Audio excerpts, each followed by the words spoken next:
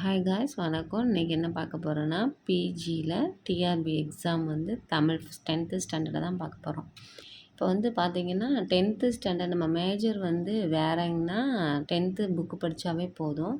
ஆனால் தமிழ் மேஜர்னால் நல்லா இன்டீரியராக படிக்கணும். ஓகேங்களா? இப்போ ஒரு 5 கொஸ்டின்ஸ் மட்டும் பார்க்கலாம்.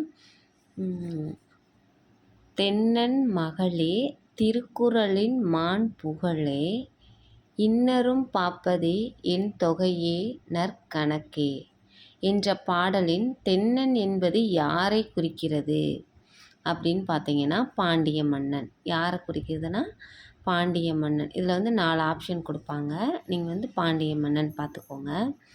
சில நேரங்களில் சில மனிதர்கள் என்ற புதினத்திற்காக சாகித்ய அகாதெமி விருது வாங்கியவர் யாருன்னு கேட்டால் ஜெயகாந்தன். தேர்ட் கொஸ்டின் என்னென்னு பார்த்தீங்கன்னா, கீழ்காண்பவற்றில் எந்த நூல் 8 தொகை நூல்களில் சேராதது? கீழ்காண்பவற்றில் எந்த நூல் 8 தொகை நூல்களில் சேராததுன்னு கேட்டிருக்காங்க. இதில் வந்து பட்டினப்பாலை.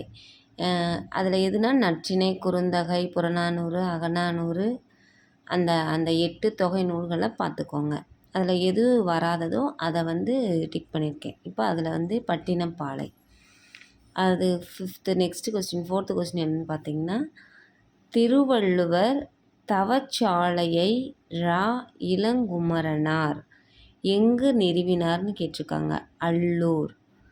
இப்போ கொஸ்டினையும் நல்லா படித்து பார்த்துக்கோங்க. திருவள்ளுவர் தவச்சாலையை இளங்குமரனார் எங்கு நிறுவினார்னு கேட்டிருக்காங்க. அல்லூர். இப்போ வந்து அல்லூர் வச்சு இதையும் கொஸ்டினாக கேட்பாங்க. அதனால் கொஸ்டினையும் தரவாக படிச்சுக்கோங்க, ஆன்சரையும் தரவாக படிச்சுக்கோங்க.